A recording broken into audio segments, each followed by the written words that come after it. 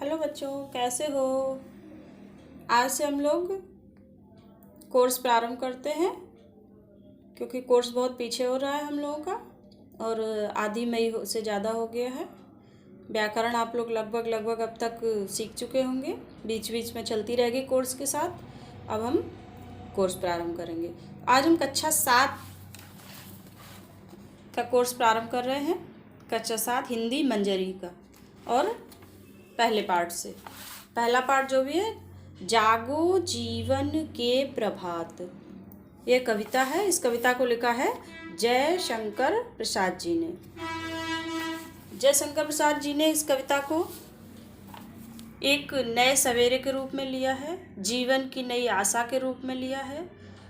ज्ञान और अज्ञान के इस अंधकार से ज्ञान के उजाले की ओर ले चलने की बात कही है। पहले हम इस कविता का गायन करेंगे, इसके बाद साथ साथ आप सब मेरे गाएंगे जहाँ कहीं भी हैं। अब जागो जीवन के प्रभात, वसुधा पर ओस बने बिखरे। अब जागो जीवन के प्रभात, वसुधा पर ओस बने बिखरे। हिमकन्या सूजो क्षोभ भरे, उषा बटोरती अरुण गात।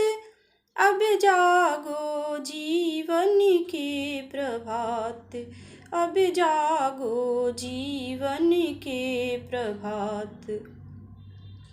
तम नयनों की ताराएं सब मुंद रही किरण दल में है। अब चल रहा सुखद यह मलय बात, अब जागो जीवन के प्रभात, अब जागो जीवन के प्रभात।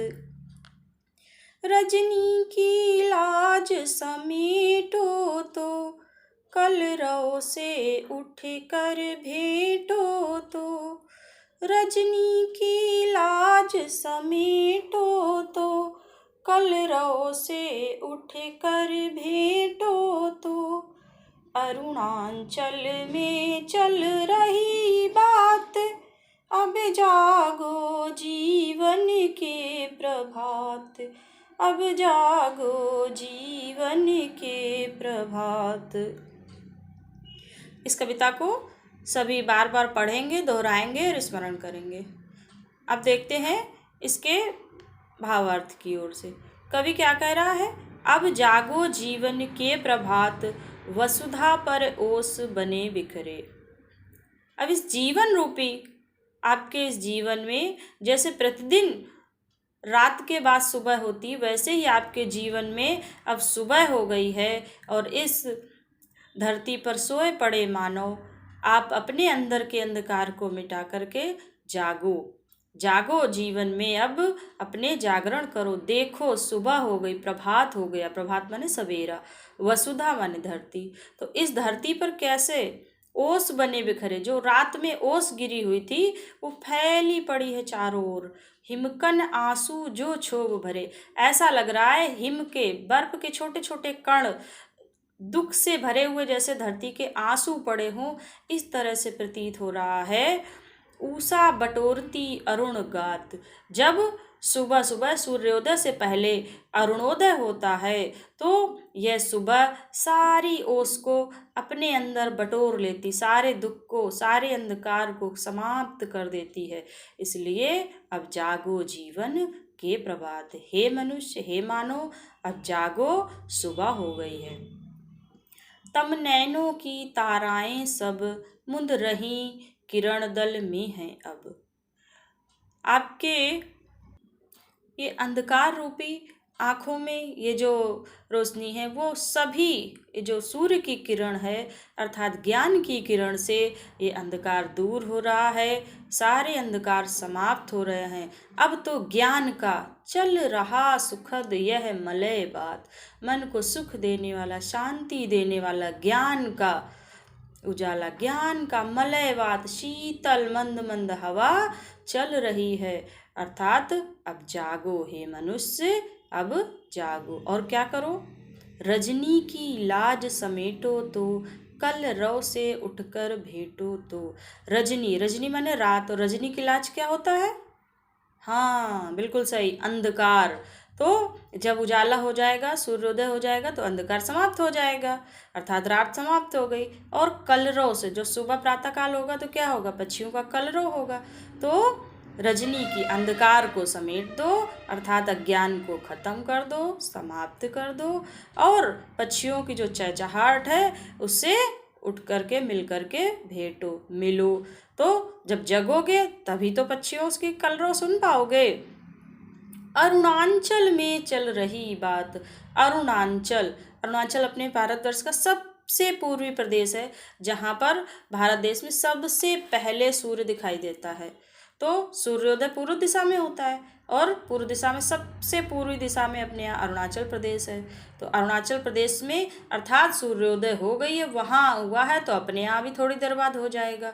तो वहाँ ये बात चल रही है, अब जागो जीवन के प्रभात, अर्थात अब सवेरा होने वाला है, अज्ञान समाप्त होने वाला है, शिक्षा का सूरज जन जन के सबके हृदय में पहुंचने वाला है। इस ज्ञान से मिलो, इस शिक्षा को ग्रहण करो, तभी आप अपने अंदर के अज्ञान के अंधकार को, रात के अंधकार को समाप्त कर पाओगे, और शिक्षा के ज्ञान को पा करके आप प्रकाश को मिल पाओगे। इसलिए हे मनुष्य, अब जागो जीवन के प्रभात, अब सवेरा हो गया है, आप सभी जागो, बार बार जागो।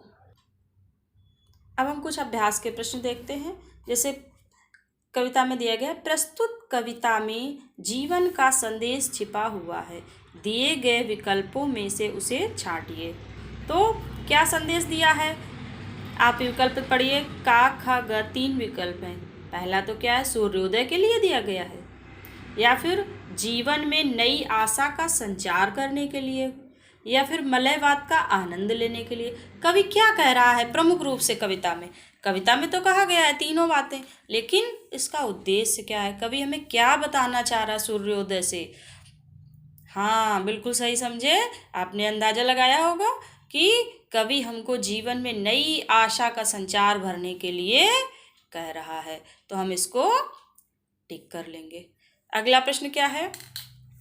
कवि ने प्रातःकाल पृथ्वी पर फैले ओस कणों को क्या कहा है? अब हम पुनः कविता में आते हैं अपनी। देखो, अब जागो जीवन के प्रभात, वसुधा पर ओस बने बिखरे, हिमकन आंसू जो क्षोभ भरे। तो हिमकन आंसू, तो क्या कहा है कवि ने प्रातःकाल फैले ओस कणों को? अब हम देखते हैं। हाँ, अंदाजा आप लगा रहे होंगे। कवि ने प्रातःकाल पृथ्वी पर फैले ओस कणों को बर्फ से निकले हुए आंसू कहा है। तो क्या कहा है? कवि ने आंसू कहा है पृथ्वी पर फैले ओस कणों को। इसको आप अपनी भाषा में भी प्रश्नों के उत्तर लिख सकते हैं। प्रश्न जो हमारा कह रहा है कि क्या कहा है कवि ने, किसको कहा है, उसी को मिला करके हम उत्तर लिखेंगे इसी कविता से। इसकी भाषा आपकी अपनी हो सकती है। अगला प्रश्न क्या कह रहा है? ऊषा द्वारा ओस बटोरने का क्या आशय है? अब पुनः कविता में हम आते हैं। ऊषा बटोरती अरुण गात। जब क्या बताया था? ऊषा बटोर रही है, कैसे? अरुण गात, जब सूर्योदय से पहले अरुण होता है, लालिमा लाल लाल सूर्य दिखता है, उसको अरुणोदय बोलते। तो बटोर रही है। तो ऊषा द्वारा ओस बटोरने से क्या तात्पर्य है?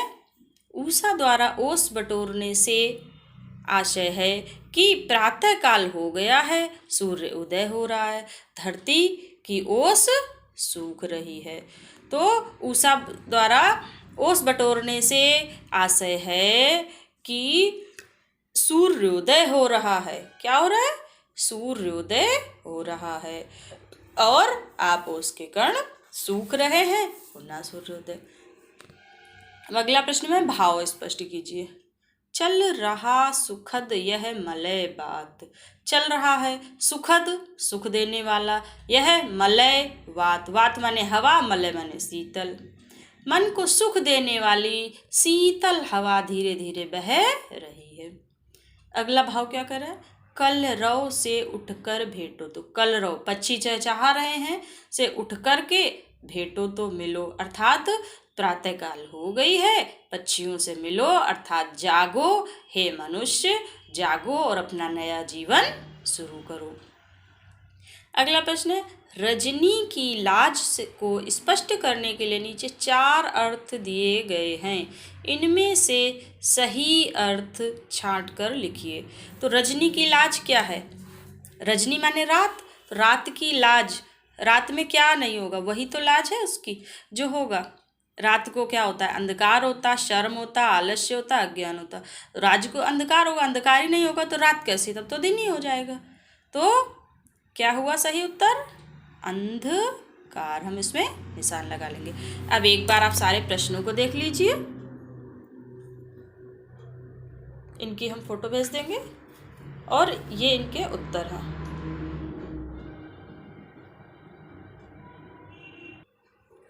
आज के लिए इतना ही। कल के वीडियो में हम आपको इस पाठ का अभ्यास का भाषा की बात को बताएंगे। वैसे तो आप लोग व्याकरण पढ़ गए हैं, लेकिन साथ साथ में पाठ के व्याकरण का एक एक अर्थ हम समझाते चलेंगे। जय हिंद।